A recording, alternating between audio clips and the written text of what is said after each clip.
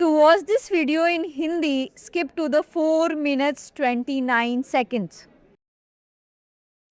Hello and welcome to another episode of Legal Update, and today's topic is suicide note in abatement of suicide. So we are going to discuss about that why this particular topic was in news. Recently in the Patel Babu Bhai Manohar Das and ORS versus State of Gujarat case, the Supreme Court overturned the guilty verdict of a man who had been convicted of abetting a suicide by blackmailing the victim with compromising photos and videos. Now we are going to discuss about background of the case.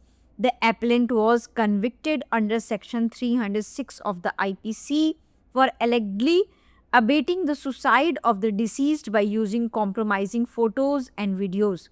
The deceased left a suicide note naming the appellant as responsible for his suicide, which was a key in initial conviction. He appeared to the Supreme Court after the High Court upheld his conviction. At the Supreme Court, the appellant argued that key elements like instigation or incitement essential for proving abatement of suicide were missing. He claimed there was no direct evidence linking his actions to the suicide. He also questioned the credibility of the blackmail evidence and noted that the handwriting expert who analyzed the suicide note was not examined in court. The appellant did not confirm the authenticity of the expert's report. Now we are going to discuss about the court's observation.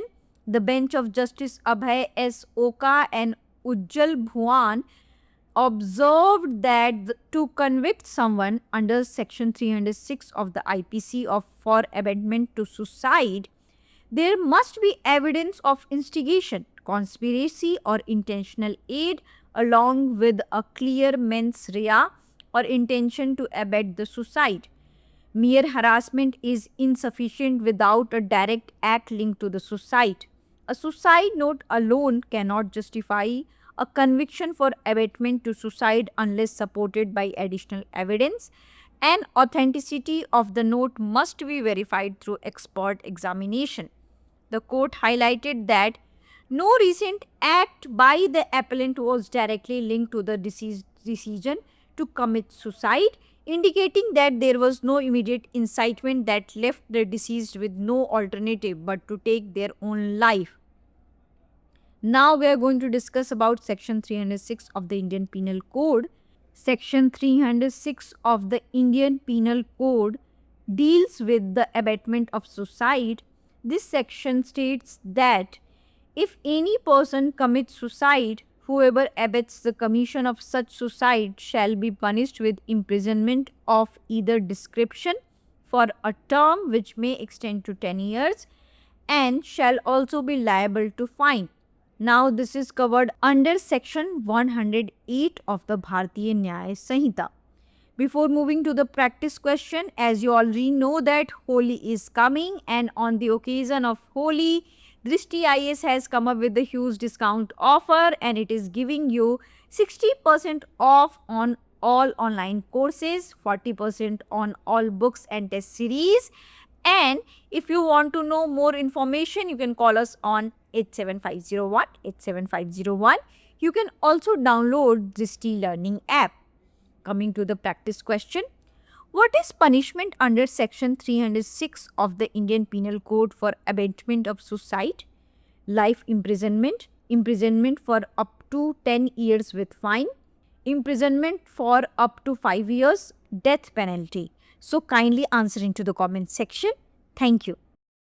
नमस्कार साथियों, legal update की series में आप सभी का स्वागत है और आज का विषय है आत्महत्या के लिए उकसाने वाला सुसाइड नोट। तो सबसे पहले हम यह जानेंगे कि यह विषय चर्चा में क्यों है। हाल ही में पटेल बाबू भाई मनोहर दास एवं अन्य बनाम गुजरात राज्य मामले में सर्वोच्च न्यायालय ने एक व्यक्ति के दोषसिद्ध फैसले को पलट दिया, जिसे पीड़िता को आपत्तिजनक फोटो और वीडियो के जरिए ब्लैकमेल करके आत्महत्या के लिए उकसाने को दोषी ठहराया गया था। अब हम जानेंगे मामले की पृष्ठभूमि।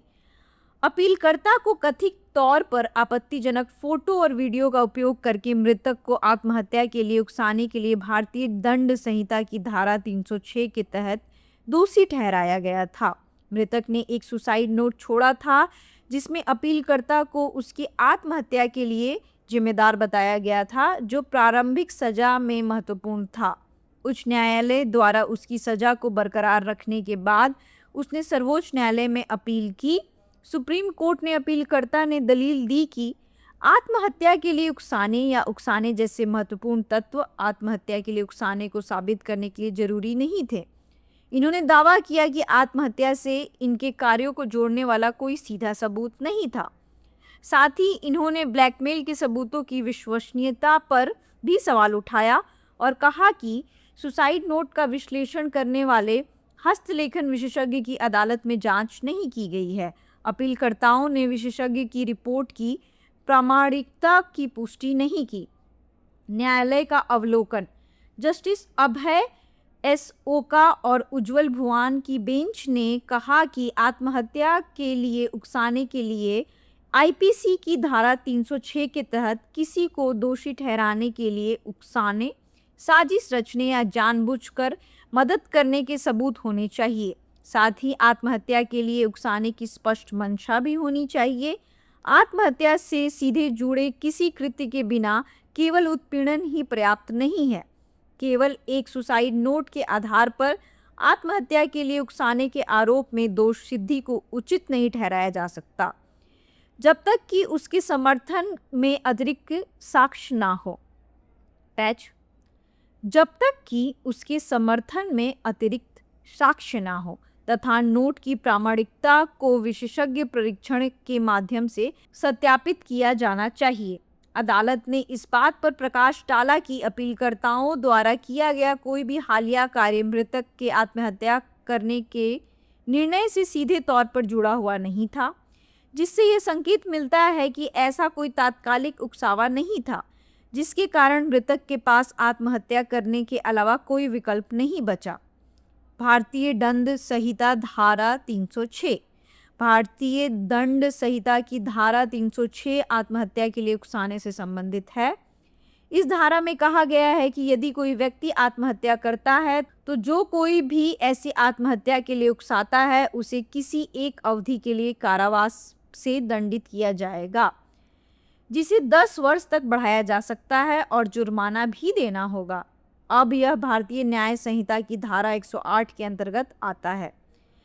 प्रैक्टिस क्वेश्चन से पहले हम यह जानेंगे कि आप जानते हैं कि होली का त्यौहार आ रहा है और होली के उपलक्ष्य में दृष्टि आईएएस लेकर आ रहा है आपके लिए एक उपहार, और दृष्टि आईएएस दे रहा है आपको 60% की छूट सभी ऑनलाइन कोर्सेज पर, 40% की छूट बुक्स और टेस्ट सीरीज़ पर।